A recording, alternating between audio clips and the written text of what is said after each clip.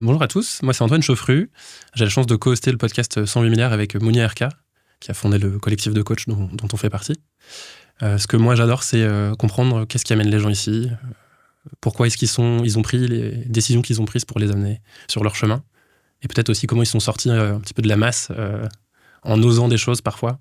En tout cas, c'est des choses qui, moi, m'animent à titre perso, et je suis ravi d'essayer de les apporter à d'autres, en rencontrant des gens qui ont des histoires singulières, des aventuriers. Ce que je dis tout le temps, c'est l'expression des entrepreneurs de la vie, parce qu'ils choisissent pour eux-mêmes. Et là, cette fois-ci, j'ai la chance d'interviewer quelqu'un qui est déjà passé chez nous très récemment, mais que je connais à titre perso.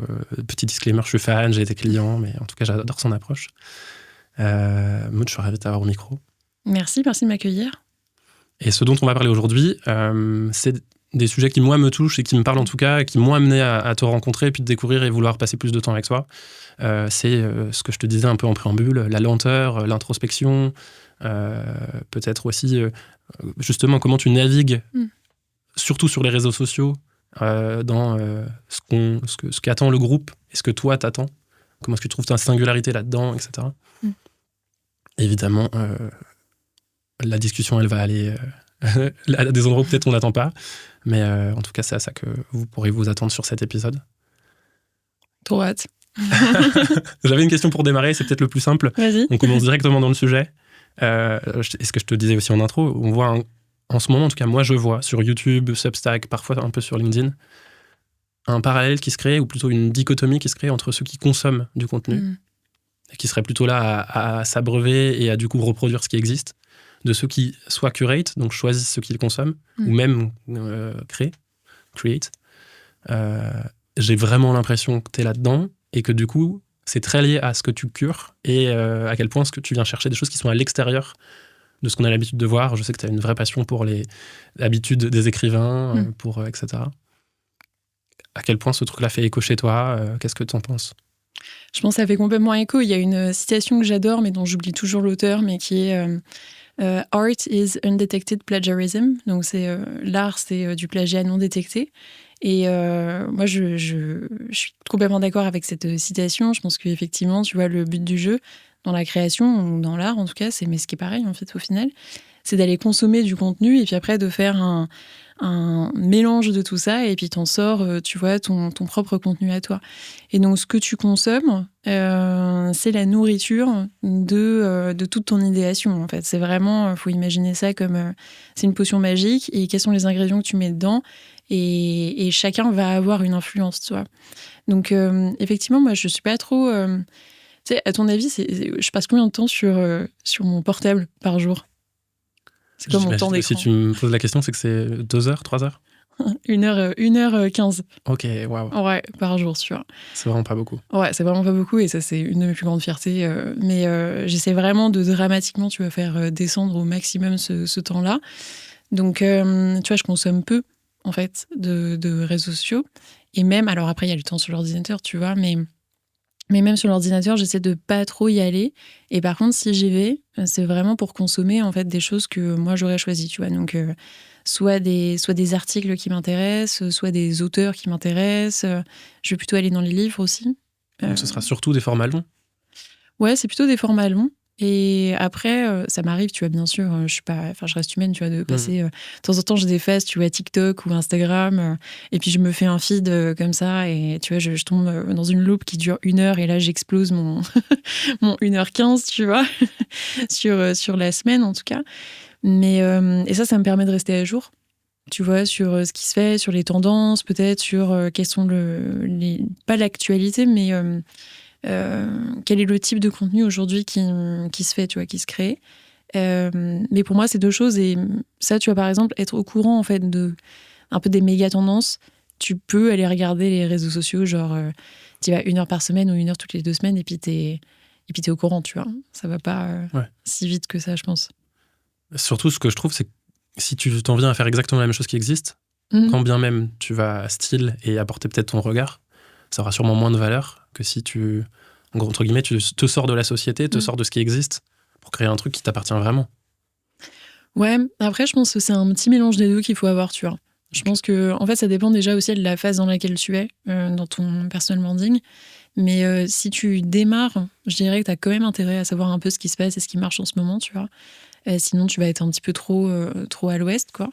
Et après, par contre, plus tu es avancé, plus là, tu as le luxe, en fait, de créer tes propres règles, tu vois. C'est intéressant parce que moi, je pensais pas spécialement au personal branding. Je pensais plutôt en fait, la créativité en général et comment tu peux l'appliquer, même pas à la production de contenu, mais à la production en général. Ouais. Ou même moi, ma créativité, ça va être dans les questions que je pose, dans les angles que je vais prendre pour essayer de faire émerger des choses chez les gens. Ok. Et donc, je vois bien que ce qui m'aide le plus aujourd'hui, c'est d'aller chercher des gens qui soit sont très avancés, plutôt expertise, soit qui sont pas du tout de mon secteur. Et l'art, pour le coup, c'est, je trouve, un truc qui vraiment me fait bouger moi, notamment le cinéma, où je me sens vraiment emporté. Et là, je sens que ça fait bouger plutôt dans mon corps que dans ma tête, tu vois. Pour autant, j'arrive parfois à le retranscrire.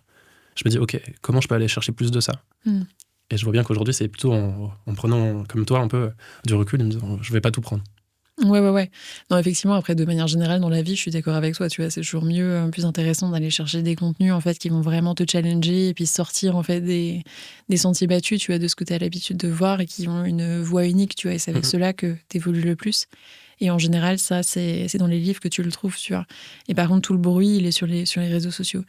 Quand je disais dans ton personal brand, c'est si tu crées du contenu sur Internet, tu vois, et que tu as pour objectif de générer une audience ou créer de la visibilité, dans ce cas-là, ouais, il faut quand même un petit peu, je pense, un moment, il faut se poser quand même la question aussi de ce qui marche.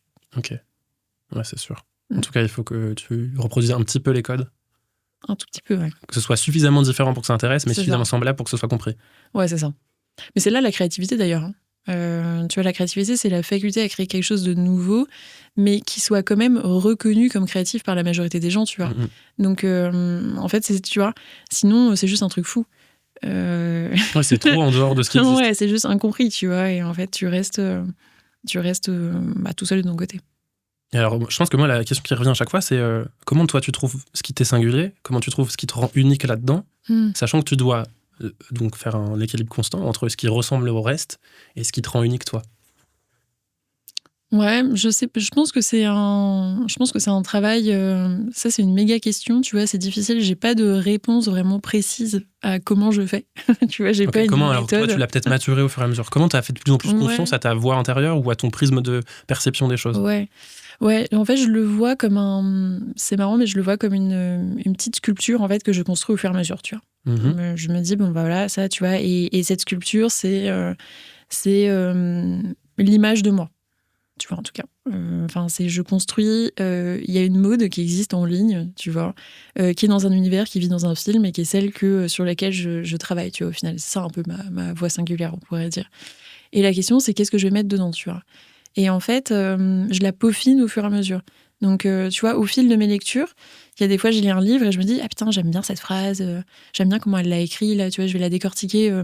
Mais dans ma tête, hein, tu vois, je vais l'observer, je vais la relire peut-être 10 fois et je vais me dire, ah putain, en fait, c'est ça que j'aime bien, tu vois. Et après, peut-être que naturellement, dans une newsletter, tu vois, je vais le tester. En fait, je vais me dire, ah tiens, naturellement, je vais le faire parce que je l'ai vu, je l'ai bien aimé, je vais le rajouter, tu vois. Et après, je vais me dire, ah ouais, ça a bien marché, tu vois. Et si après, j'entends quelqu'un qui me dit, ah oui, j'ai bien aimé cette newsletter, je lui demandais pourquoi, qu'est-ce que t'as bien aimé, tu vois. Et c'est pas rare que ça arrive, en fait, qu'on me dise, ben, je sais pas, il y a ce moment-là, dedans, t'as mis un petit truc, t'as mis une blague, t'as mis ça, t'as parlé de ci. Et c'était précisément, tu vois, le truc sur lequel, justement, je travaillais, tu vois. Et je me disais, ah, intéressant. Et après, ce truc-là, bah, ça fait partie de moi, tu vois. Et en fait, je le rajoute. Tu le digères et tu l'intègres. Voilà, et je l'intègre. Et c'est comme si c'était maintenant ma sculpture, bah, tu vois, je lui ai rajouté une oreille, quoi. Et après, je fais ça pour un autre truc, tu vois. Je fais ça en permanence, en fait. Et je rajoute des petits détails et j'affine au fur et à mesure. Ce qui fait que. Ce qui fait qu'aujourd'hui, toi, tu vois la sculpture en entier, tu te dis, putain, mais le truc, il est. Comment on l'a fait? Mais en fait, j'ai d'abord mis un nez, après, j'ai mis, tu vois, une tête, un œil, etc., quoi. Et typiquement, à quel point cette structure, elle est proche de qui t'es, ou à quel point toi, t'as très conscience que c'est juste ton image sociale ou l'image que tu renvoies, c'est pas exactement toi. Ben, je pense, tu vois, ça revient avec le travail que j'ai fait quand j'étais mannequin, où j'ai toujours eu conscience, en fait, justement, que c'est une image. Mais à la différence du mannequinat, j'essaie quand même de faire en sorte à ce que cette image soit le plus fidèle à moi-même. Enfin, en tout cas, ou alors c'est la version idéalisée de moi, tu vois. Je pense que mon image en a l'avance sur ma réalité, tu vois. Parce que comme ça, ça devient presque un truc autoréalisateur. Ouais, je tends à aller de plus en plus vers cette image. Moi, j'aime bien définir l'identité comme l'histoire qu'on raconte à propos de soi. On se raconte à soi-même, mais aussi qu'on raconte aux autres. Ouais. Et évidemment, si l'identité est quelque part en avance, on va avoir tendance à chercher la congruence, donc à se rapprocher de ça. Ce qui est sûr, et tu l'as dit plusieurs fois, mais dans ton identité, il y a ce truc de l'écrivain, on sent que ça et je t'avais déjà embêté avec ça, mais je pense que ça te tirait au début, et puis maintenant, ça y est, t'es en train de l'embrasser. Ouais. Et tu vois, plus ça va aller sur l'image sociale, enfin en tout cas sur l'image que je cultive sur Internet, tu vois, plus ça va évoluer aussi. Et donc ce truc-là, typiquement parce que c'est un bon exemple, est-ce que c'est venu de toi ? Est-ce que c'est venu de signaux extérieurs que tu as réussi à récupérer ? Où on t'a dit « Ah, là, t'es au bon endroit » ? Ou est-ce que c'est venu de « Ah, je sens que j'ai envie de grandir plus vite que l'image sociale que je renvoie sur les réseaux, et donc je sens que j'ai besoin de me nourrir de quelque chose d'autre ?» Sur l'écrivain, tu veux dire ? Oui, par exemple. Le fait d'écrire des romans. C'est une bonne question parce que tu vois, je pense que c'est un mélange de tout ça. Je pense sincèrement, c'est un mélange de tout ça. Je pense qu'il y a... Parce que tu vois, je me suis demandé, en fait, alors si on refait un peu l'histoire, cette année, tu vois, j'ai eu le déclic vraiment, je le trace en mai. Le moment où je me suis dit, ok, là en fait, c'est évident, j'ai eu une première idée de roman qui m'a traversée, je me suis dit en fait, là j'ai commencé à l'explorer, tu vois, et j'ai ouvert vraiment cette porte, mais dans l'action, tu vois. Et je me suis dit à partir de là, vas-y, en fait, je vais consacrer les prochains mois et puis les prochaines années à écrire des romans et puis voir et puis essayer de faire une carrière de ça aussi, tu vois. Et je me suis demandé, parce qu'au tout début, moi j'avais beaucoup de questionnements sur justement d'où ça vient, parce que j'avais peur, tu vois, de me dire, est-ce que c'est l'évolution naturelle de ce que je fais ? Est-ce que je suis en plein délire, tu vois, genre... je sais pas, ça m'a pris comme ça un matin, tu vois. Est-ce que c'est parce que c'est ce qu'on attend de moi, ou est-ce que c'est parce que vraiment, en fait, j'ai envie de le faire ? Est-ce que je suis destinée à ça, tu vois ? Est-ce que... J'en sais rien, en fait, c'est des méga questions, tu vois, mais je me questionnais beaucoup sur est-ce que j'ai vraiment envie de le faire ou pas, au final, tu vois. Et du coup, je suis retournée dans mes carnets que j'écris, parce que moi j'écris tous les matins. C'est 2-3 pages. Donc je suis retournée dedans, en fait, et j'ai tout relu à partir de l'année dernière et l'année d'avant. Et en fait, je le vois grandir. Ok. Cette idée-là, tu vois. Je le vois, en fait, vraiment petit à petit arriver dans ma tête, tu vois. Et je pense que le premier truc que je trace, en fait, il y a un moment, j'écris dans mes pages, je dis, ah ouais, c'est drôle, en fait... finalement, je me dis que je pourrais peut-être écrire des romans, moi aussi, tu vois, et ça m'arrive vraiment... et tu vois, j'avais oublié, en fait. Et je pense que c'est comme si c'était des signaux faibles, tu vois, qui sont arrivés de l'extérieur. C'est comme si c'était une idée qui était flottante, qui était là, tu vois, et qu'au début, elle était imperceptible. Genre, par exemple, je me rappelle que, tu vois, il y a un moment, j'ai lu Amélie Nothomb, et j'ai noté dans mes notes de lecture, c'est drôle quand même, Amélie Nothomb, en fait, elle raconte sa vie, tu vois. En fait, elle fait pas quelque chose de très différent de ce que moi, je fais sur LinkedIn. Genre, si Amélie Nothomb, elle était née, tu vois, quelques années plus tard, est-ce qu'elle ferait pas ce que je fais, tu vois ? Ouais, c'est énorme. C'est une vraie question, tu vois. En fait, je me dis, genre, c'est très vrai. Bah ouais, en fait, elle ne fait que romancer sa vie. Enfin, tu vois, elle fait ça, elle romance sa vie, elle le fait incroyablement bien, tu vois. Mais finalement, c'est ça qu'elle fait. Et il y en a plein d'autres comme ça, tu vois, des auteurs en fait qui racontent leur vie. Et je pense que tu vois, ça m'a titillé, ça m'a fait grandir comme ça petit à petit. Et puis c'est juste que plus ça va, plus ton cerveau, tu vois, finalement, il revient sur ce message-là. Et tu vois, tu sais, après, ça grandit. Et finalement, après, tu sais même plus d'où ça vient, tu vois. Mais en fait, voilà. Et t'as ce monstre qui est là dans la pièce. Des Louisettes. Et tu fais, mais je t'avais pas vu venir, toi. Mais en fait, si, tu vois, c'est juste qu'au début, il était tout petit. Donc après... C'est drôle parce que tu vois, moi, je me suis jamais posé la question. Mais en t'entendant dire ça, là, récemment, je me suis pris le livre Son nom était Elisabeth. Ouais. Mon nom était Elisabeth. Ça parle de l'histoire, c'est une histoire familiale qui est décortiquée par une petite fille, et sa grand-mère a été lobotomisée à une époque où on mettait de côté les femmes puissantes, différentes, etc. Et en fait, elle raconte juste son histoire familiale et l'enquête qu'elle a menée. Et je t'en mode, moi, jamais de ma vie, je me serais considéré écrire un bouquin. Mais quand tu dis ça, plus je le mets, par exemple, en lien avec cette histoire, je me dis, évidemment que moi, j'ai fait des enquêtes historiques sur ma famille, sinon je serais pas devenu psy puis coach. Et effectivement, peut-être qu'un jour, ce sera suffisamment mature pour que j'ai envie de le transmettre. Ouais. En fait, j'en sais rien. Peut-être. Mais me dire, ok, là, c'est peut-être une graine, est-ce que je vais avoir envie de la nourrir ou pas ? Je trouve ça génial. Ouais, c'est ça. Je pense, en fait, mon cerveau, il nourrit ce qu'il veut, tu vois, et finalement, peu importe l'idée, si elle vient de toi ou pas de toi, en fait. Déjà, en fait, je suis même pas sûre qu'il y ait des idées qui viennent vraiment de nous. Je pense que... Tu penses quoi du concept de, il y a plein d'idées qui volent, et toi, t'es juste là à essayer de les tirer parce qu'il y en a une qui t'a touché plus que les autres ? Ouais, je pense que c'est très vrai. Je pense que les trucs qui sont là, c'est Elizabeth Gilbert qui dit ça aussi. Et J.K. Rowling, pareil, tu vois, qui disait l'idée d'Harry Potter, d'où est-ce qu'elle lui est venue, elle sait pas, tu vois. Elle était là dans le train, elle pense que l'idée, elle flottait, et puis bon, elle l'a saisie, quoi, en fait. Elle l'a prise. Mais je pense qu'il y a beaucoup de choses qui sont comme ça, qui sont, tu vois, c'est dans l'air. Et puis, à un moment, tu saisis cette idée, tu sais, c'est un peu le même concept de la voiture rouge, et puis après, tu vois que des voitures rouges tout le temps. Enfin, en fait, c'était déjà là. Mais c'est juste que ton cerveau, il a décidé de se concentrer dessus vraiment à un moment donné, quoi. Bah, en coaching, on dit tout le temps, l'objectif du coaching, c'est de arriver à la conscience qui était inconscient. Et là, je vois bien comment toi, tu as aussi mis en place le terreau pour te dire, OK, qu'est-ce que j'ai envie d'arroser dans mon jardin ? Et en fait, tu vois bien que sur tes carnets, sur 3 ans ou 2 ans, en fait, ce que tu arroses, c'est quand même souvent les mêmes idées. Bah, c'est ça. Donc après, je me dis, tu vois, j'avais un tas d'autres idées que j'aurais pu arroser. J'ai choisi d'arroser celle-là. Donc, il y a une part de l'extérieur, puis il y a une part de moi, ce que j'ai envie, ce que j'aime, et là où j'ai envie d'aller. Et donc, j'allais dire, comment tu as su que ça résonnait plus que le reste, ce truc-là ? Je pense parce que ça revient, en fait. OK. Tu vois, comme si ça voulait pas te lâcher, tu dis bon, j'ai pas le choix que d'y aller. Ouais, c'est ça. C'est vraiment l'image de tout d'un coup, il y a un monstre dans cette pièce là, et tu dis bon, ouais, ok. En fait, là, un monstre, c'est une image, mais il y a quelqu'un d'autre, tu vois. Et là, tu fais ok, bon bah. Oui, c'est the elephant in the room. Ouais, the elephant in the room, c'est pour ça. Et tu l'as tellement arrosé sans t'en rendre compte, et puis là, ouais, il est là, quoi. Ok. Ah, c'est intéressant. Moi, je fais beaucoup le lien, mais peut-être que je suis totalement à côté. Avec, on en a parlé aussi un peu en intro, mais ton besoin de temps long, de calme, qui est assez opposé à ce qu'on voit sur les plateformes, tu vois. Je me dis, et c'est déjà ce que je t'avais dit à l'époque, mais moi je ressens ce besoin de étirer les choses. C'est peut-être lié à ton introspection, j'en sais rien. Est-ce que tu penses que ça a du coup été un truc qui t'a aidé ? Est-ce que ça a été plutôt un frein ou ça t'a ralenti ? Comment tu le vis, ce truc-là ? La lenteur. Le rapport au temps, ouais. Et après l'introspection. De manière générale, est-ce que ça m'a aidé ou est-ce que ça m'a ralenti dans la vie ou En fait, est-ce que ça t'a frustré par rapport à ta volonté de créer et d'accoucher de choses ? Ouais. Au début, oui. Au début, je me rappelle que, tu vois, quand je me suis lancée sur LinkedIn, je voyais pas d'autres exemples comme moi, en fait. Je voyais que des gens... en plus, à l'époque, tu vois, il y a 4-5 ans, sur LinkedIn... il y avait que des mecs déjà aussi. Il y avait Nina Ramen, mais c'était la seule meuf en fait qui prenait vraiment la parole, tu vois, sur un sujet très clivant en plus. Moi, je me reconnaissais pas spécialement là-dedans, enfin sur un positionnement aussi clivant, tu vois.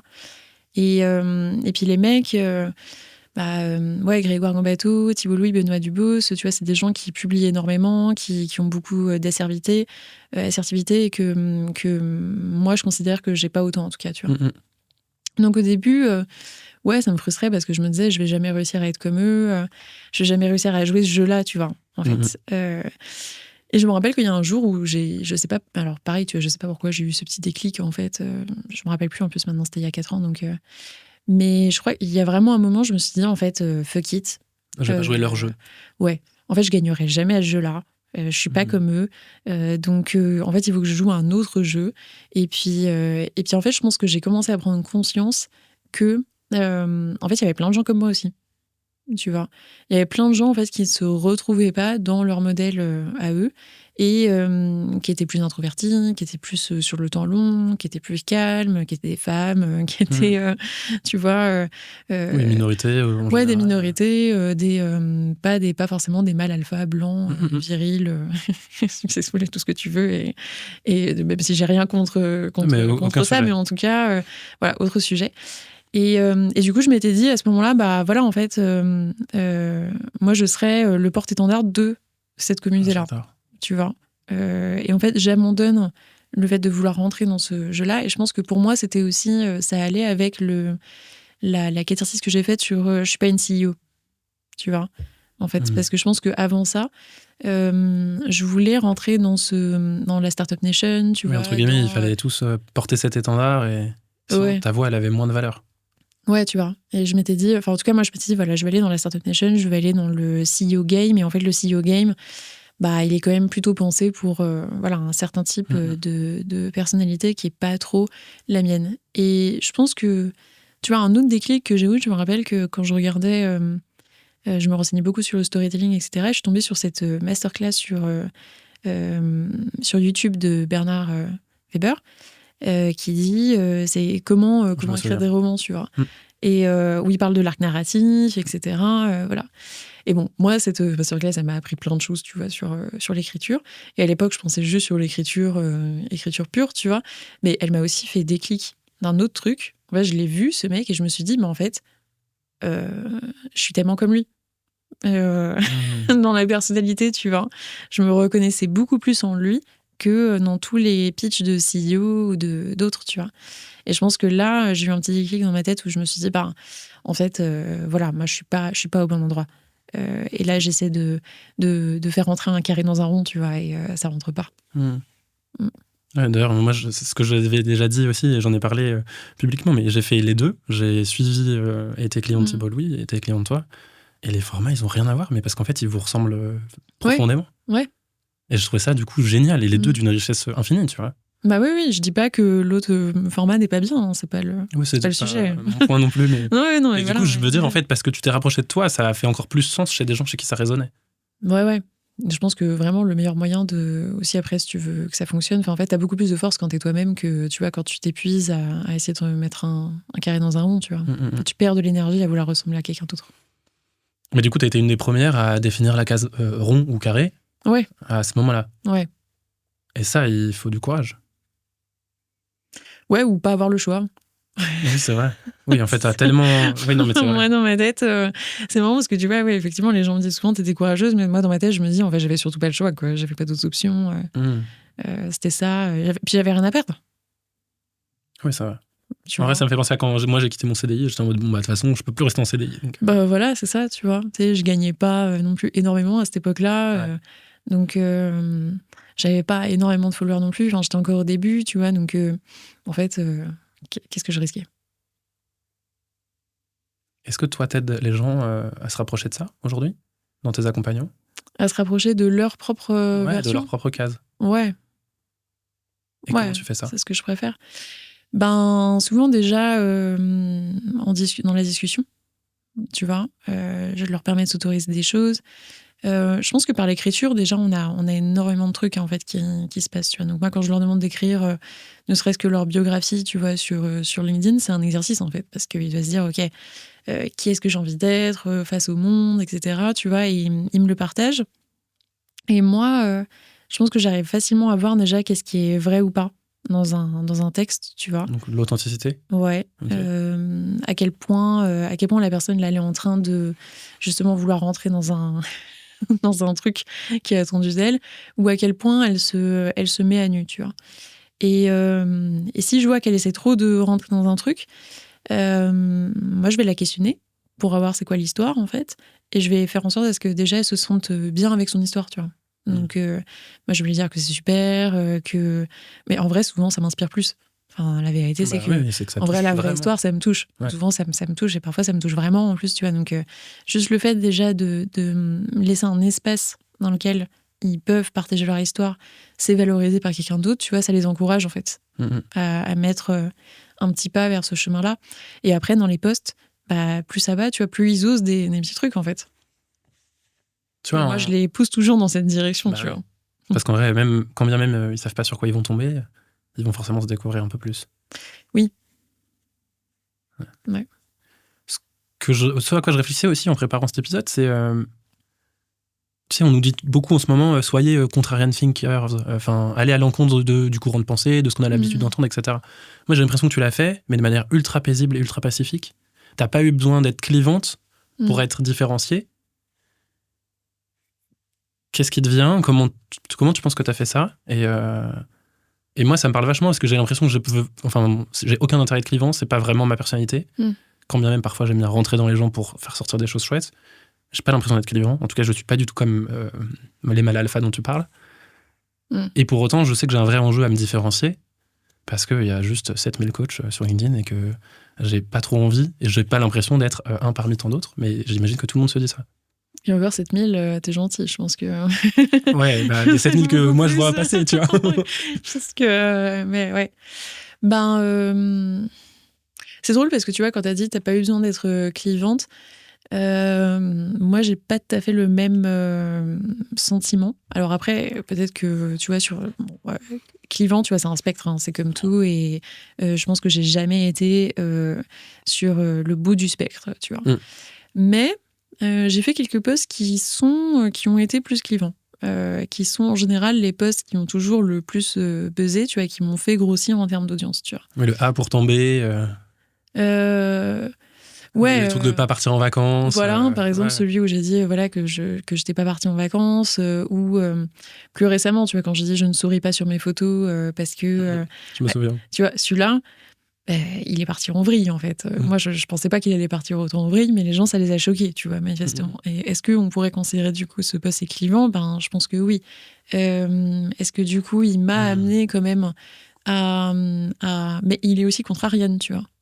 Je crois que ce que je mets derrière clivant, c'est deux choses. C'est le contrarian, je suis d'accord avec toi, mais c'est aussi l'envie de choquer.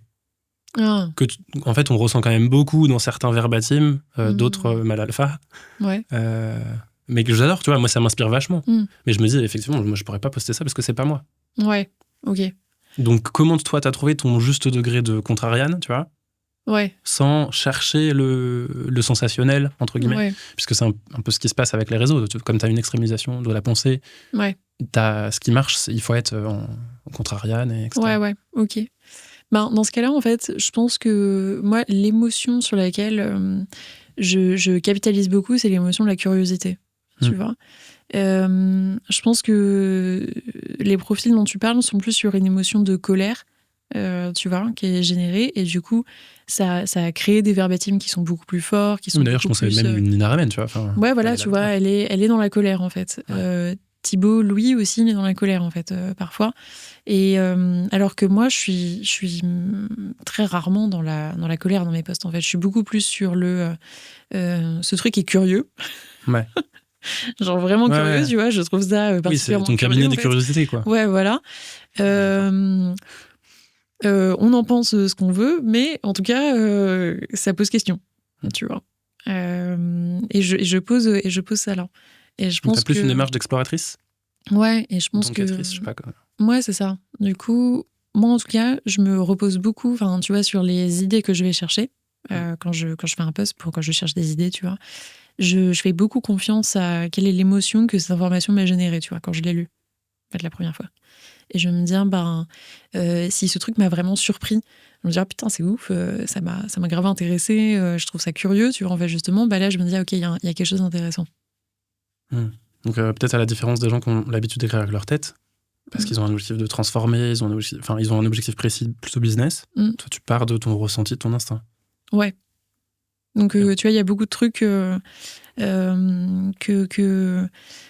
note, tu vois. Donc, quand je lis et je me dis, genre, par exemple, l'histoire du bureau de Cameron, tu vois, c'est un truc que j'avais lu dans Austin Kleon, mais il y a 3 ans. Et je l'avais noté en me disant, putain, j'aime bien cette histoire, c'est hyper intéressant, tu vois, et je l'avais mis dans mon carnet de lecture. Et après, je savais pas quoi en faire, en fait. Enfin, je m'étais dit, voilà, pendant 3 ans, le truc, il est resté là. Et 3 ans plus tard, je retombe sur cette note-là. Et là, tu vois, je savais quoi en faire. Je me suis dit, ah ouais, en fait, putain, ce truc, il est hyper intéressant. Et ça, je peux le mettre maintenant avec cette nouvelle information que j'ai à disposition, qui est le Default Mode Network, tu vois, que j'ai lu dans un autre livre. Et je les mets ensemble et abracadabra. Ça fait la magie. Ça fait un super post. Tu vois. Je crois que ce que je trouve très impressionnant dans ta manière de faire et que j'avais déjà particulièrement apprécié dans ton bootcamp, c'est l'extrême attention que tu portes à ce qui rentre. Et c'est pour ça, au début, que je te disais, bah ouais, garbage in, garbage out, en fait, on consomme trop. Toi, j'ai l'impression que tu fais un filtre vraiment très fort en fait, il n'y a rien qui rentre sauf ce que je marque dans mon carnet. Du coup, c'est comme si tu rajoutais une couche, quoi. T'as déjà fait un tamisage, alors que la plupart des gens, moi y compris, je tamise à partir de ce que je lis. Pas de ce que j'ai noté et que je relis plus tard pour réutiliser. Ah oui. Mais du coup, j'imagine bien que comme la qualité de ce qui rentre est bien plus élevée, théoriquement, la qualité de ce qui sort est aussi de niveau. Ouais, et puis en fait, aussi, si tu te reposes, en fait, tu laisses pas justement ta personnalité arriver entre les deux, tu vois. Parce que moi, tu vois, il y a 3 ans qui sont passés entre les deux. Ça, c'est l'espace qu'il y a eu pour ma personnalité de se dire, tiens, en fait, qu'est-ce que je fais de cette information, tu vois, et comment je l'utilise. Et du coup, d'ailleurs, quand j'ai reconsommé le contenu, effectivement, je l'ai lu avec mes mots, avec mes lignes, tu vois, et donc ça m'appartient, en fait. Ça n'appartient plus à la personne qui l'avait écrit. Ouais. Voilà, qui l'avait écrit à la base. Donc ça me laisse, moi, le peut l'approprier, tu vois. Okay. Alors que toi, si tu le lis et qu'après, tu essaies tout de suite d'en faire quelque chose, il faut que tu as déjà, t'as pas le temps. Et puis après, t'es trop absorbé, t'es dans l'espace de l'autre, en fait. Ouais. Ce qui peut t'aider si tu surfes sur sa vague, mais ce qui t'aide pas du tout à te trouver toi. Oui, en fait, il faut que vraiment tu te crées ton espace à toi. J'adore. Comme tu vois, comme je disais avec la potion magique, t'as les ingrédients sont dedans, mais il faut mettre les ingrédients dedans, quoi. Tu vois, et après, il faut rester dans son chaudron parce que sinon. Ouais. Oui, tes ingrédients, ton chaudron. Oui, voilà. C'est énorme. Je te disais tout à l'heure, on est allé sur autre chose, mais quelle part à ta peut-être timidité que moi je perçois, ou en tout cas introversion, dans ce système-là que tu as créé? Et est-ce que ça a été un frein ou pas? Comment tu le nourris, etc. C'est évidemment très large. Ouais, c'est pareil. Je trouve que, en fait, je mets introversion et lenteur dans la même pièce. Ok, c'est la même chose. C'est la même chose. C'est-à-dire que c'était un mouvement global, tu vois, parce que d'ailleurs, je trouve que souvent, alors c'est pas vrai, tu vois, tous les entrepreneurs, enfin, j'en côtoie beaucoup, tu vois, mais c'est l'image que j'en avais en tout cas à l'époque, quand j'ai commencé il y a 5 ans. Tu vois, moi-même, j'étais une bébé entrepreneur, en fait, donc j'avais l'idée d'un entrepreneur qui était celle d'un Elon Musk ou un Steve Jobs, qui sont des gens qui sont très très bons en leadership, qui sont très assertifs, qui sont très très sûrs d'eux, tu vois, et tout ce que moi j'étais pas, quoi, à l'époque. Donc et dans le pas, je mets effectivement introversion, lenteur, calme, tu vois. Je me dis, ça, c'était trop opposé. Mais aujourd'hui, je me rends bien compte, tu vois, que c'est pas vrai. Il y a plein d'entrepreneurs qui sont introvertis, il y a plein d'entrepreneurs qui sont lents aussi dans plein de choses. Donc, mais c'est une image, tu vois. Après, comment c'était... Donc, au début, je pensais que c'était un problème, mais là, aujourd'hui, moi, je crois que c'est ma force numéro 1, en fait, hein. J'allais dire, vrai, moi, de t'avoir côtoyé, de l'avoir vu aussi chez de plus en plus de gens, je me suis dit, en fait, c'est une méga force. Genre, ça donne une solidité sur les appuis apparente. Qui est assez inspirante. Exactement, apparente en tout cas. Ouais. Mais moi, tu vois, ça m'a vachement questionné sur, j'étais très bélier, très fonceur, tu vois, et à un moment, je me suis dit, pourquoi je fonce, après quoi je cours, et deux, est-ce que j'ai vraiment besoin de ça pour être à ma place et être serein? La réalité, c'est que aujourd'hui, je trouve plus d'équilibre, enfin, plus de sérénité dans l'équilibre. Et donc, j'ai eu besoin aussi d'autres modèles pour me dire, en fait, t'as pas besoin d'être partout, t'as pas besoin de prendre toutes les opportunités qui passent, t'as pas besoin d'être visible ou communiquant tout le temps. Mais effectivement, ça demande d'avoir confiance, hein, tu vois. Faut pas avoir le FOMO, quoi. Mais en vrai, c'est toujours le sujet. Pour moi, si tu reproduis les codes, c'est parce que t'as peut-être pas trop confiance en ta vision des choses. Mais le problème, c'est que t'es obligé de passer par là pour l'affiner. C'est ça. En fait, de toute façon, si tu peux pas avoir ta vision des choses si tu passes ton temps en fait à reproduire celle des autres, tu vois. Et en même temps, plus tu te rapproches. Pardon, vas-y. Non, j'allais dire, c'est comme avec, tu vois, l'IA, en fait. Si tu comptes sur l'IA pour travailler tes propres textes, en fait, tu ne travailles pas toi-même tes propres textes. T'apprends pas à créer tes propres textes, tu vois. J'avoue, moi, j'utilise pas du tout l'IA, mais en même temps, je me dis, ça se trouve, je rate un truc de fou. Non, je pense pas. Mais c'est la même chose, tu vois, c'est le même débat, en fait. Si tu passes ton temps à essayer de reproduire les autres, tu n'apprends pas, du coup, à créer, toi, ton propre... ta propre identité, ouais. Ça me fait penser aux coachs qui bossent pas sur eux, tu sais. Ils disent à tout le monde ce qu'ils doivent faire, mais comme eux, ils bossent pas sur eux, bizarrement, leurs clients n'avancent pas. Ouais. C'est un peu la même chose. C'est vrai. Comment est-ce que, du coup, ta nouvelle identité, ou ce que tu es en train de rajouter à ta statue, a fait changer peut-être ton business model, tes relations avec tes clients? Quel impact ça a eu, en fait, sur toi et sur les autres? Sur l'écriture, en fait, ça, c'est en cours, j'ai envie de te dire, parce que... Mais c'est en cours, genre vraiment, c'est vraiment d'actualité, quoi. C'est-à-dire que là... tout peut-être un peu trop en avance. Ouais, cette question arrive un peu trop en avance. Mais tu vois, si on fait une V2 de cet entretien dans 1 an, je pense que je pourrais vraiment... à mon avis, mon business model, il va vraiment beaucoup changer, tu vois. Je pense, dans 1 an. Mais parce que là... Alors, enlevons la partie business, juste ton rapport aux autres. Ouais, mais c'est pareil en fait. Je pense que les deux sont... Pour moi, les deux sont liés. Tous sont liés. Ce que je sens là, c'est que j'arrive à la fin d'un cycle, tu vois, sur ce que j'étais en train de faire et que je suis en train de bâtir un autre, tu vois. Donc, je suis dans une espèce de phase de mutation, tu vois.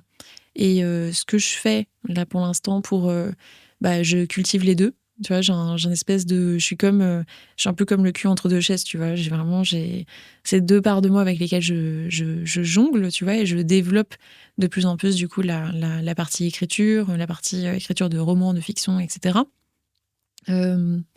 Et mon enjeu, ça va être comment je fais pour faire en sorte à ce que mon activité d'aujourd'hui aille de plus en plus vers cette identité vers laquelle je tends, tu vois, justement. Ça va être une de mes questions. Est-ce que tu as l'impression que c'est une rupture, un nouveau chapitre, ou est-ce que tu as l'impression que c'est plutôt une continuité et tu essayes de tirer les deux, entre guillemets? Je pense que c'est une continuité. Je pense que j'ai tout intérêt, tu vois. En fait, ça va être un mélange des deux. Peut-être, tu vois, il va y avoir une phase... moi, dans mon univers idéal... tu vois, maintenant j'ai revu ma vision et en fait ma visualisation, comme on dit. Et dans mon univers idéal, en fait, je passe mes journées à écrire des romans et je ne fais plus que ça de ma vie, tu vois. Incroyable. Voilà. Mais avant d'arriver à cet univers idéal, je pense qu'il y a 4-5 ans qui vont passer. Et que du coup, dans ces 4-5 ans, si on est réaliste, honnête, tu vois, et peut-être... Ça, c'est l'histoire que tu te racontes. Donc ça prendra effectivement 4-5 ans. Peut-être. Tu peux te raconter une autre histoire et ça potentiellement peut dire que ça mettra moins. Après, Mais peut-être que tu as aussi besoin que ça dure ce temps-là, enfin, tu vois. Oui, alors je pense aussi que moi, je suis pas du genre, tu vois, en fait, si le truc, il partait tout de suite, enfin, que, tu vois, enfin, j'aime pas les changements, en fait. Ah, mais de toute façon, on parle de la lenteur et de, on construit, etc. Ça m'étonne pas du tout. Je suis sur un château de sable qui évolue et qui, tu vois, je suis plus sur la stratégie du tiny changes every day, quoi. Donc, tu vois, il y a un château de sable. Tous les jours, je détruis une tour et j'en construis une autre, qui fait que toi, tu as l'impression que le château de sable, il ressemble toujours à la même chose. Mais si tu reviens l'année prochaine, il ressemble plus du tout à la même chose. Ouais, c'est sûr. Ah, oui. En fait. Bon, il s'est déplacé de... Voilà, il s'est déplacé de tout un tas de trucs, tu vois. Et c'est ça que je fais. Donc, tous les jours, tu vois, je rajoute une petite brique, j'enlève une autre. Et donc, là, tu as la même technique de curation qui te permet de créer ces briques-là ? Comment tu prends tes décisions aujourd'hui ? Là, comment je prends ma décision sur le business ou sur ce que je fais ? Sur le nouveau château que tu construis. Sur le nouveau château que je construis ? Tu vois, je suis plutôt en train de me dire justement comment est-ce que je fais pour le bouger d'un petit... rajouter une petite tour, en fait. Ça te parle ABZ de Mathieu Dardaillon ? Pas du tout. Si, il me l'a dit il y a pas longtemps. En plus, je l'ai vu il y a pas longtemps. Mais c'est sûr, c'est un truc qui est tout le temps central dans ce qu'il raconte et ça a touché énormément de gens. Rappelle-le-moi. C'est A, où est-ce que t'en es ? B, le plus petit pas possible pour la prochaine étape, et Z, la vision. Voilà, exactement. Donc c'est exactement ce que je fais, tu vois. Et il dit, en fait, le problème c'est qu'on est tous en train de s'imaginer la montagne, donc on est sur le Z. Évidemment, quand on est à A, c'est impossible de gravir la montagne. Ouais. Mais si tu penses au B, voilà. En fait, c'est peut-être beaucoup plus facile. C'est exactement ça. Donc là, je peux te parler du B. Ouais. Je peux te dire, ce que je suis en train de faire, c'est que j'ai créé une nouvelle, tu vois. Donc là, je suis en train de la perfectionner et tous les jours, j'écris dessus, tu vois. C'est autobiographique, c'est fiction, c'est... Complètement fiction. Ok. Genre magie. Genre. je pense à J.K. Rowling, mais pas du tout. Genre pas. En l'occurrence, si, ouais. Il y a d'accord. un petit peu. C'est pas magie, mais il y a un peu de. Fantasy. Il y a un peu de bizarre, ouais. Ok. Oui, en même temps, c'est bien. C'est ce qui fait. Enfin, toi, ça te crée de l'émotion. Je pense que ça le fera aussi chez les gens qui ont l'habitude de te lire. Parce que tu vois, je vois aussi ce truc-là de ok, toi, tu changes ton château. Ouais. La réalité, c'est que sur les 100 000 personnes qui te suivent, il y a peut-être encore. Mais il y a peut-être encore 10 000 personnes qui vont être là, tu vois. Peut-être. Moi, j'achèterais ton bouquin. Moi, je suis trop curieux. Et... Peut-être. Mais tu vois, justement, la manière dont je le vois, justement, c'est que ça sera pas tout à fait les mêmes gens. Il y en a qui seront les mêmes. Et justement, à moi de commencer à construire en fait cette nouvelle audience et cet nouvel univers en parallèle. Ok. Ce que je me dis aussi, c'est qu'en fait, tu vas peut-être aider... Enfin, de la même manière que tu as aidé les gens à cheminer, tu as vachement aidé les gens à cheminer. Ouais.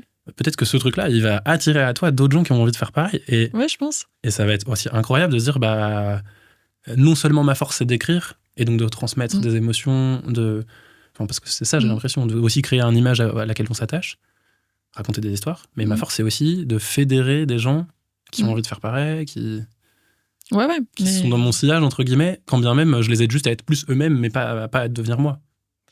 Mais exactement. Dans ma tête, tu vois, je repars en fait en mode, je me dis, ça c'est un chantier nouveau, et je refais exactement la même chose que ce que j'ai fait avant, donc c'est-à-dire que je vais documenter. Ok. En fait, je vais documenter ce que je fais, je documente cette aventure. Et puis après, peut-être que je vais construire, tu vois, justement, une audience de gens là-dessus qui vont s'y intéresser. Et après, on verra.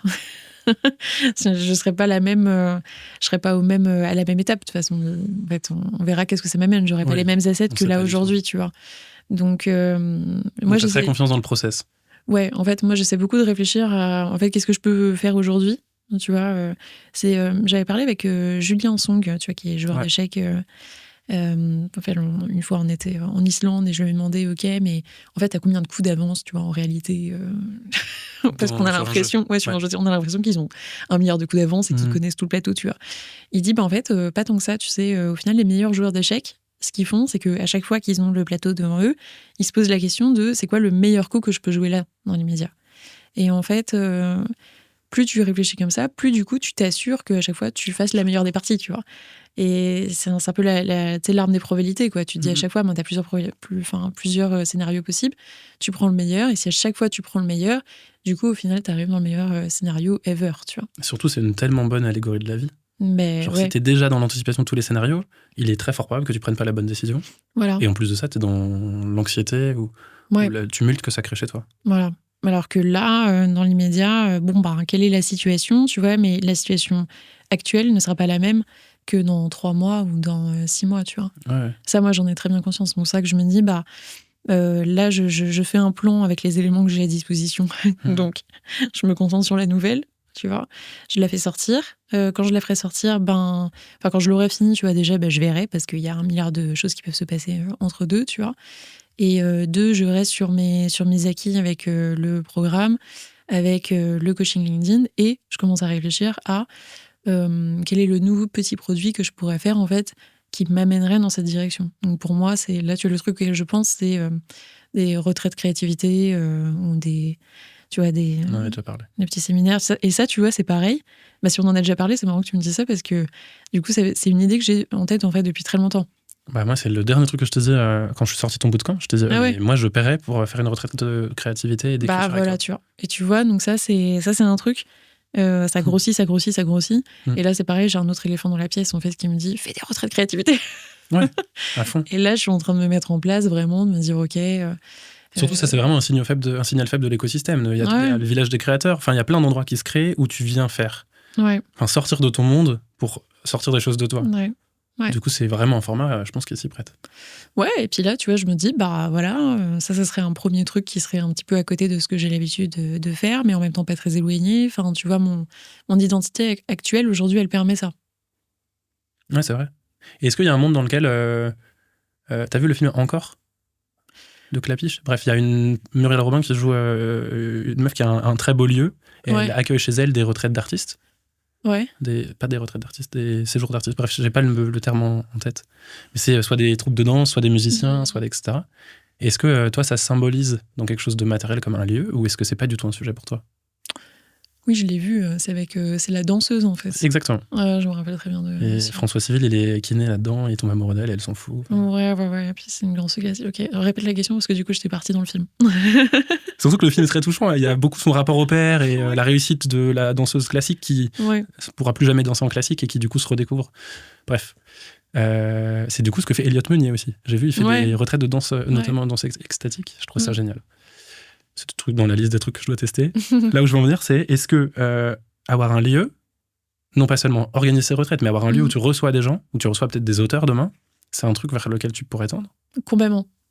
Même, tu vois, j'ai fait un exercice l'été dernier de Clotilde Dussoulier qui m'a envoyé son livre Change ma vie. J'ai vu passer le bouquin, mais je vois pas très bien. Ouais, il est très cool. Écoute, elle a petit exercice là-dedans. Tu vois, elle en a un notamment en fait sur t'écris, en gros, t'as 100 ans et t'imagines que tu fais ton discours d'anniversaire. Non, pas d'anniversaire. D'anniversaire, et qui est autour de toi, qu'est-ce qui se passe, etc. Et moi, ce genre d'exercice, habituellement, il m'angoisse toujours de ouf parce que je me dis... c'est tellement de choses. Fin de vie, j'aime pas du tout. Je m'imagine que j'aurais plus mon mari à côté de moi. Enfin, parce que tu sais, les probabilités sont plus comme ça. Enfin, que j'en sais rien, tu vois. Donc mes parents seront plus là. Enfin, tu vois, moi, ça me stresse. Mais là, pour cette fois-ci, je me suis dit, allez, Maud, fais ton best case scénario, imagine-toi, genre, meilleur des vies, pense pas au pire, et puis fais-le, tu vois. Et en l'occurrence, j'étais dans un lieu comme ça, comme dans Encore. Moi, je me voyais bien dans, tu vois, avoir un lieu et puis que j'accueille des artistes, j'accueille des gens et je les aide à faire leur art, tu vois. Juste en étant marraine, quoi, d'une certaine manière, tu vois. Ouais. En vrai, de toute façon, cet exercice, il est trop fort parce qu'il vient se rapprocher de tes valeurs fondamentales. Ouais. Moi, je fais plus l'épitaphe, tu vois, en mode c'est ton lit de mort. Qu'est-ce que tu as envie que les gens ils disent de toi? Ok. Et en fait, tu te rends compte que le taf, personne va dire ah mais moi j'avais envie qu'on dise que je bossais comme un malade et que j'étais un acharné de travail. Bah non, en fait, on veut dire que je sais pas, peut-être t'as été un père présent, enfin que moi j'ai été un père présent, que j'étais sensible, émotionnel, beaucoup dans l'accueil, dans la présence. Enfin, tu vois, moi ça m'a vraiment aidé aussi à structurer. Ok, c'est quoi mon accompagnement? Qu'est-ce que je fais aujourd'hui? Parce que j'ai aussi envie de tendre vers ce truc-là. Donc j'ai vraiment pris comme ABZ, tu vois, si on devait revenir sur nos pas. Trop bien. À quel point les gens qui t'entourent aujourd'hui, ils viennent nourrir cette vision? Je pense de plus en plus. Et ça, c'est quelque chose auquel tu vois, j'avais sous-estimé avant, je pense. Et que là, je me dis, tu vois, là, tu me remets une brique là-dedans. Enfin, comment dire, cette question me renforce ce signal-là chez moi. Ok. Mais ouais, en fait, de plus en plus, je me dis, faut vraiment que je fasse attention en fait à l'entourage que je me crée et même, tu vois, aux clients que je prends. En fait, Moi, je suis un gros défenseur de ça. Ouais, parce qu'en fait, il y a des et bon, parfois c'est des dilemmes, hein, tu vois, parce que l'argent il est sur la table, tu te dis bon, qu'est-ce que j'en fais, tu vois, je le prends pas, parce que tu as des objectifs aussi. Et en fait, je me rends compte que, tu vois, il y a vraiment des clients qui me nourrissent beaucoup plus que d'autres, quoi. Et il y en a qui m'amènent dans des directions. Ça se transforme en partenariat, ça se transforme en tout un tas de choses, tu vois, alors qu'il y en a d'autres, ça devient des poids, ils te prennent de l'énergie. Et en fait, cette énergie-là qu'ils te prennent, j'ai découvert ça il y a pas longtemps, tu vois, en concept de neurosciences, justement, mais en gros, quand tu te couches le soir, après, ça permet pas à ton cerveau vraiment de finalement travailler sur ta vision, tu vois. Ce qui est sûr, c'est que si tu passes de l'énergie à penser à des choses que tu veux pas, ça renforce quand même les schémas neuronaux de ces choses-là. Ouais. Et donc, si tu passes du temps avec un client qui est pas du tout aligné à ce que tu veux faire, ouais. En fait, neurologiquement, tu es en train quand même de renforcer ce comportement-là. C'est ça. Et moi, c'était un truc que j'ai mis en place assez tôt, mais parce que j'avais le luxe de le faire, tu vois, En fait, la liberté est tellement importante pour moi, c'est tellement cardinal, que je veux que ça se retrouve dans mes clients. Et donc, je vais soit choisir les clients avec qui je travaille, soit n'accepter que des clients qui sont très alignés avec ce que je veux. Et en ce moment, le gros prisme, c'est injonction versus kiff. Donc, aider des gens à beaucoup plus kiffer ou dire non et être beaucoup moins dans l'injonction. Ça se retrouve dans, du coup, plutôt des kiffeurs, enfin, tu vois, ou des gens qui ont envie de kiffer. Et c'est plutôt des gens gentils. Ouais. Et typiquement, tu vois, c'est des trucs que j'ai trop du mal à transmettre. Ouais. Tu vois, ensuite, ils vont devoir faire le lien avec tout ce qu'on dit sur quelle image renvoie, qu'est-ce que j'ai écrit de moi, etc. Dans l'histoire que je raconte, je pense que c'est assez facile. Mais par écrit sur une plateforme comme LinkedIn, c'est vraiment pas un truc qui passe. Parce qu'en fait, voilà, moi je suis gentil, j'ai envie d'aider le monde à aller mieux et que tous les gens soient gentils. Bah ouais. Bah, en vrai, ça marche pas. Enfin, j'ai pas l'impression que ça marche. Bah si, tu vois, moi je pense à Paul Graham, il a fait des articles comme ça. Ok, je vais aller regarder. Il a fait quelques-uns. Et ça allait être une de mes questions. Est-ce que... donc toi, on voit que tu passes beaucoup d'attention à ce qui rentre. Maintenant, tu passes beaucoup d'attention à t'entourer des bonnes personnes ou des bons sujets. Est-ce que tu te fais accompagner? Et si oui, sur quel sujet, si tu as envie d'en parler? Alors, moi, j'ai une psy, tu vois, depuis 3-4 ans, déjà, ouais, que je vois tous les lundis. Moi, c'est le meilleur investissement de ma vie, en vrai. Enfin, je trouve que... Je lui dis souvent en rigolant que, franchement, si je pouvais la voir tous les jours, tu vois... Ah ouais. Tous les jours, peut-être pas, mais... Elle dit quoi à ça? Mais laissez-moi tranquille. J'arrive pas à me séparer de vous. Tous les jours, c'est beaucoup, mais je trouve que, tu vois, c'est un espace dans lequel, c'est un espace pour toi, tu vois. C'est un espace c'est le seul endroit du monde, en fait, où t'es juste toi avec toi-même. Sauf dans tes carnets, mais je veux dire, les gens n'ont pas l'habitude d'écrire autour de moi. Ouais. Donc c'est la première fois que quand ils prennent un coach ou un psy, où ils s'accordent 1 heure de temps, ils vont juste parler que d'eux. Ouais. En vrai, je trouve ça tellement riche.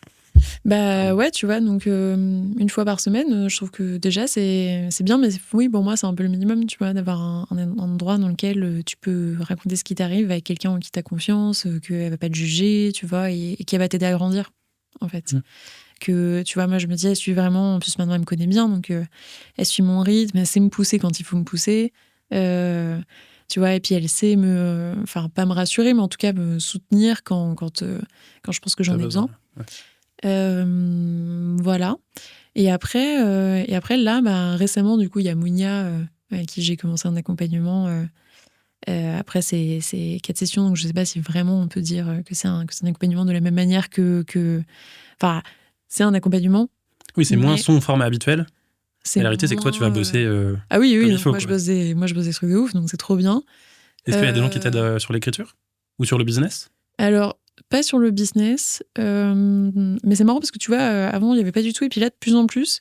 Puis alors, le plus drôle, moi, c'est que souvent, ça vient de l'écosystème, tu vois. Enfin, c'est-à-dire que c'est des gens qui me proposent, qui sont pas très loin, et tu vois, Mounia, c'est moi qui l'ai accompagnée, puis elle m'a mis la main, on fait l'inverse, enfin, donc c'est chouette. Ce qui est super drôle, parce que moi, je t'ai envoyé Mounia, je t'ai envoyé Antoine Despalin, voilà. Je t'ai envoyé plein de gens, et je vois que ça se nourrit vachement, en fait, on grandit tous ensemble, et je trouve ça c'est génial, ça. Tu vois, c'est pour ça que je te dis, il y a vraiment des cercles, en fait, qui sont vertueux, tu le vois, et d'autres pas du tout, quoi. Et donc, après, il faut voir, voilà, toute l'énergie que tu donnes dans les cercles qui sont non vertueux, en fait, t'empêche de donner l'énergie dans les cercles qui sont vertueux. Et bon, enfin, du coup, tu bénéficies moins de l'autre, tu vois. Donc après, il y a une fille aussi qui m'accompagne. C'est pareil, on se fait du croisé, tu vois, sur la prise de parole. Ah, pour le coup, à l'oral. Donc elle est spécialiste de ça? Ouais, elle est spécialiste des prises de parole à l'oral, tu vois. C'est Julia? Pas du tout? Non, c'est Juliette. Juliette. De Aura. Okay, l'école Aura, tu vois. Très cool. Et ce qui est très drôle, c'est que là, pour le coup, elle et moi, on est vraiment à l'inverse, tu vois. Elle, c'est une fille qui... Voilà, c'est une extravertie, qui a beaucoup d'assurance, qui est très, très à l'aise à l'oral, justement, qui est très, très à l'aise pour... tu vois, elle pourrait dire n'importe quoi que tu y crois, en fait, tu vois. Mais là, c'est le cas. Enfin, tu vois, là, je me suis aussi vachement pris dans ton histoire et j'y suis. Ouais, mais il y a peut-être moins une grosse audience.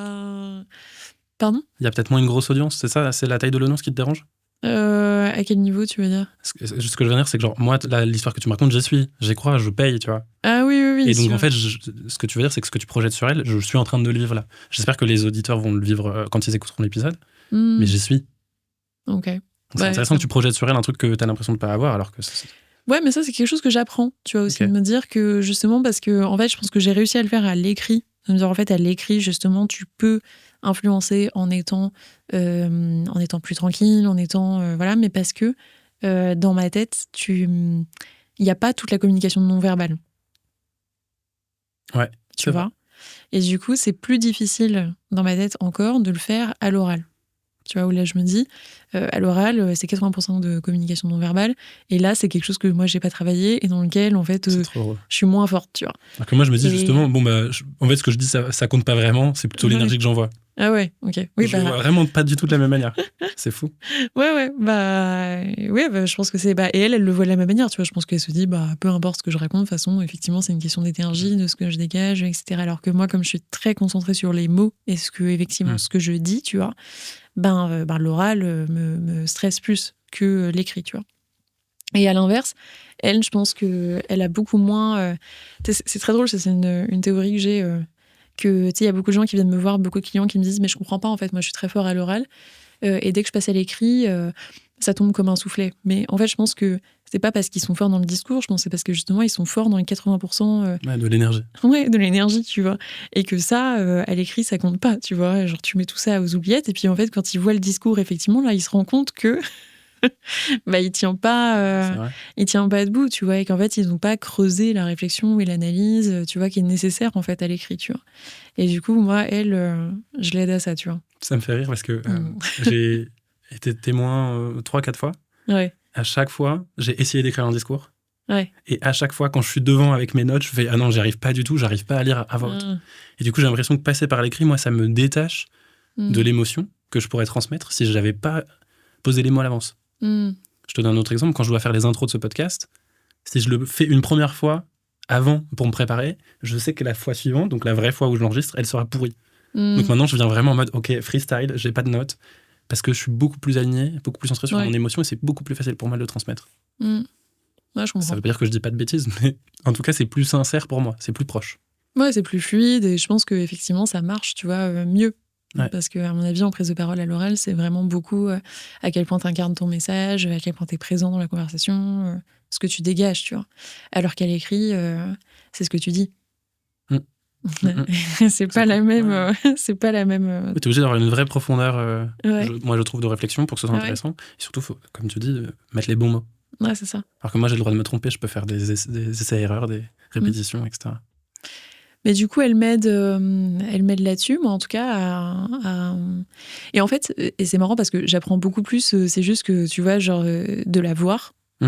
J'apprends d'elle, mais j'apprends de ce qu'elle est, tu vois. En fait, j'apprends de ce qui est possible. Tu vois, parfois, je sais pas, elle m'a aidée, mais sur des trucs, tu vois, très, très bêtes. Hein, mais genre, par exemple, moi, je suis une victime parfaite pour les tunnels. Des gens. Ça m'étonne pas. T'oses pas dire non, t'oses pas dire stop. Ouais, c'est ça en fait. Tu vois, genre je suis là et parfois j'ai des clients ou des. Tu sais, je me ferai un call de vente et puis j'arrive pas à m'en dépatouiller. Le truc qui dure 30 minutes alors que moi, au bout d'1 minute, je savais que c'était non, tu vois. Et je sais pas comment dire non et je me retrouve coincée là-dedans, tu vois. Et en fait, je me disais, mais putain, comment je fais pour m'en sortir? Et tu vois, c'est con, mais elle me donne des idées. Elle me dit, tu vois, et puis elle le fait. Elle me dit, bah voilà, tu dis ça, nanana, puis elle me le montre, tu vois. Et je me dis, ah ouais, putain, en fait, c'est comme ça, tu vois. Et bon, je vais pas réussir à faire le truc exactement comme elle, tu vois, mais déjà, juste d'avoir l'idée de comment ça pourrait se faire, me dire, oh ouais, en fait, ok, ça peut se faire comme ça, bah ça me fait avancer, tu vois. Et du coup, moi, parce que bon, voilà, il y a des avantages et des inconvénients quand même, l'introversion. Évidemment. Moi, ce qui m'a trop aidé. Ouais, bah ouais. C'est ça. Dire non, s'affirmer. Non, victime des tunnels. Ouais. Donc, en fait, il faut savoir poser ses limites quand même. Ce qui m'a vachement aidé là-dessus, c'est dès l'intro maintenant, je dis tout le temps, on doit se choisir tous les deux. S'il y a un moment je me sens pas à l'aise ou je sens que je pourrais pas t'aider, je te le dirai. Et du coup, on pourra pas bosser ensemble. Et même si c'est au bout de 15 minutes, sens-toi libre de faire la même chose. Et la réalité, c'est qu'il y a des gens avec qui j'ai senti qu'il y avait ce désir de me dire on sera pas les bons pour bosser ensemble, ils n'y arrivaient pas. Donc j'ai dit écoute, je suis désolé, moi je ressens ça, est-ce que c'est partagé? Évidemment, la majorité du temps, c'est le cas. Ouais. Mais oui, tu vois, il y a des gens qui osent pas. Moi, je fais partie de ces gens que quand le serveur il vient me voir, il me dit c'était bon, je leur dis oui, tu vois. Enfin, je voulais un café à la base et j'ai eu un orangina, mais bon. Mais bien sûr, jamais je vais te dire bah non, le truc, il y avait de la coriandre, j'aime pas la coriandre. J'ai détesté mon plat et c'était l'enfer pendant tout le long. Mais non, tu vois, jamais je ferais ça. Enfin, ou jamais, non. En tout cas, aujourd'hui, je le ferai pas. Pour l'instant, j'y arrive pas. Mais petit à petit, tu vois, je vais faire des expériences et puis je vais y arriver. Mais voilà, elle m'aide là-dessus. Et après, dans les personnes qui m'accompagnent, récemment, j'ai commencé à travailler avec Mathéo aussi sur la newsletter. Je l'adore. Je l'ai rencontré là. Il est génial. Ouais, c'est très cool. Et parce que tu vois, au bout de 190 newsletters, je commençais un peu à... vouloir faire autre chose? Ou différemment? Ou être épuisé? Enfin, à court d'idées. Non, mais à me dire, ouais, en fait, c'est au niveau des idées que ça commence à être compliqué. Tu vois, de se dire... Et en fait, avec lui, finalement, ce que je me rends compte, parce que, en fait, des idées, j'en ai, tu vois. Mais lui, il m'aide beaucoup déjà à me rassurer sur l'idée, tu vois, à me dire, tu vois, je lui en parle. Parce qu'en fait, je trouve que c'est un lecteur de ma newsletter, donc c'est pareil, en fait, pour moi, il représente la voix du lecteur. Du client. Ouais, voilà. Et puis, quand je vois que lui, il est excité par l'idée, je me dis, c'est un signal fort, tu vois. Et sachant qu'il est exigeant. Sachant qu'il est exigeant, sachant que, ouais, tout un tas de choses, tu vois, pour moi, je me dis, ok, intéressant. Quand lui, il vient en me disant, moi, je serais curieux de savoir ça, tu vois, c'est pareil, en fait, je trouve que c'est intéressant, en fait. Et Est-ce que c'est toi qui as dit sur les réseaux que parfois tu testais tes sujets en dîner? Ouais. Voilà, et si ça prend, on t'en fait des vrais sujets. Ouais. Du coup, je trouve ça trop fort. Bah, je pourrais faire la même chose, style, je teste sur LinkedIn, si ça prend, j'en fais une newsletter ou inversement. Mais il y a beaucoup de trucs comme ça, hein, parfois, oui. S'il y a un truc qui marche bien en newsletter, en fait, je vais me dire, tiens, je vais peut-être refaire des posts LinkedIn là-dessus. Tu vois, s'il y a des posts LinkedIn qui marchent bien, en général, tu vois, je vais réintégrer d'une manière ou d'une autre l'idée dans une newsletter un peu plus tard, tu vois. Mathieu Dardaillon, il a fait ça. Ouais. Mais genre masterclass, parce qu'il a son LinkedIn qui nourrit sa newsletter qui nourrit son livre. Ou l'inverse. Très souvent, il vient prendre des trucs du livre. Ouais. Et j'étais en mode, oh wow, c'est brillant, parce que du coup, tout a été pensé comme du snack content. Ouais. Pour autant, tout a énormément de sens et lié. Et tu te dis, wow, le mec, il a vraiment un système complet de solutions qui, en tout cas, moi, m'ont énormément inspiré. Ouais, ça, c'est le truc que conseille aussi Austin Kleon, pareil, où en fait, il dit ça, faut que tout se nourrisse, de toute façon. Et donc, ça allait être ma dernière question, parce que je vois que l'heure tourne. qui sont peut-être les 3 personnes qui aujourd'hui t'inspirent vraiment et qui sont peut-être les... Tu vois, moi, je travaille beaucoup avec un autre concept de Mathieu dont j'ai déjà parlé dans le podcast qui s'appelle le cercle des sages. Donc, c'est si tu pouvais manger à une table avec 5 personnes qui t'inspirent et vers quoi tu veux tendre et qui pouvaient répondre à toutes les questions que tu te poses, qui est-ce que ce serait? Donc là, je vais pas te demander 5, mais peut-être 3 personnes qui t'inspirent et vivant ou pas d'ailleurs, proches, connus, comme tu veux. Si moi, j'avais envie de ressembler un peu plus à Maud Alabès en consommant ces personnes-là. Ouais. Bah écoute, tu vois, j'en ai déjà parlé beaucoup, mais Austin Kleon, je pense que ça reste pour moi un énorme mentor, tu vois, à plein de niveaux. Enfin, je lis beaucoup ses contenus, je regarde beaucoup ce qu'il fait. Et après, il y a des phases, tu vois, parfois je regarde moins, mais parfois je reviens et puis je ponce tout le truc. Et dans les livres qu'il a partagés, je trouve qu'il y a beaucoup de vérités qui sont hyper intéressantes. Et ouais, moi, je me pose souvent la question, tu vois, parfois, ça m'arrive en fait sur mon contenu quand je me dis que merde, là ce que j'écris, je trouve pas ça cool, ou tu vois, je sais pas en fait comment le tourner. Parfois, je me demande comment il le ferait, Austin. Ou qu'est-ce que j'aimerais que Austin fasse. Et du coup, après, je fais ça, tu vois. Dire, en fait, c'est vraiment ton maître à penser. Pardon ? C'est ton maître à penser, entre guillemets. Ouais, on peut dire ça. Ouais. Après, il y a Julia Cameron, qui a écrit The Artist Way, qui pour moi, c'est une méga star aussi. Et je rêverais de voir comment elle vit, comment elle fait son quotidien, comment, tu vois, j'aurais un milliard de questions à lui poser sur comment elle a créé ce livre. Voilà. Ça m'a lancé aussi au bouquin qui est beaucoup dans l'écosystème en ce moment, The Creative Act. Ouais. C'est ça, je sais pas si c'est ça le titre. Non, celui de Julia Cameron, c'est... non, c'est pas The Julia Artist Cameron, Way. c'est un mec... Oui, de Creative Act. Ouais, c'est ça, ouais. Ça me fait beaucoup penser à ça. T'as lu? Pas du tout Je l'ai chez moi, je l'ai pas encore lu. Ok, apparemment c'est de Rubin, rempli de sagesse. Exactement, Rick Rubin. Mais j'ai moins aimé, en fait, je me rappelle que j'ai lu les 2-3 premières pages, mais je sais pas, j'ai moins aimé le style dont c'était écrit, je pense. Okay. Mais il faudrait peut-être que je m'accroche un peu plus. Je sais pas. Je me suis dit, je faisais facilement le parallèle, mais en fait, peut-être pas du tout. Effectivement, sa vision du monde peut-être te parle pas. Non, c'est vraiment le style d'écriture. C'est juste que c'était écrit en mode poème. Ok. Et je pense que du coup, j'accrochais moins. Alors que Julia Cameron, tu vois, elle rentre vraiment, elle a plein d'histoires, il y a plein de détails. Donc en fait, moi, ça me permettait plus de me projeter. Mais peut-être que maintenant que j'ai lu Julia Cameron, je peux lire je sais pas. Creative Act, tu vois. Je m'accrocherai. Et après, alors le 3e, un peu dur à dire, mais j'ai envie de te dire, parce que là, du coup, la direction que je prends m'amène à aller chercher des auteurs, tu vois, de plus en plus. Lequel m'inspire, c'est difficile à dire, tu vois, sur celui qui m'inspire le plus. J'ai pas encore trouvé, tu vois, vraiment. Je pense qu'il y a des auteurs que j'aime bien. Je pense David Fuenkinos. C'est peut-être celui dont les romans, tu vois, il y a quelque chose j'ai lu beaucoup de romans à lui et que j'aime beaucoup le style à chaque fois, tu vois. Donc c'est peut-être celui que je préfère. Ok. Merci. De rien. Merci de t'être prêté à l'exercice. J'avais plein de questions. Ouais. J'espère que ça allait. Ouais, super. En tout cas, moi j'ai adoré. J'ai trouvé ça passionnant. Ça m'a fait évidemment beaucoup réfléchir sur moi. J'espère que ce sera le cas pour les gens qui nous écoutent. Si on veut te retrouver quelque part, LinkedIn, ta newsletter, un peu partout, quoi. Ouais, Instagram, Substack. Pas Twitter, par contre. Mais et de plus en plus sur Substack, du coup. Et de plus en plus sur Substack, ouais. Ok. Non, vraiment, c'est assez facile à trouver. Ouais. De toute façon, ce sera dans la bio de l'épisode. Enfin, tu peux pas trop te rater. Et ce sera pas le seul épisode, donc... Super, j'ai hâte du suivant alors.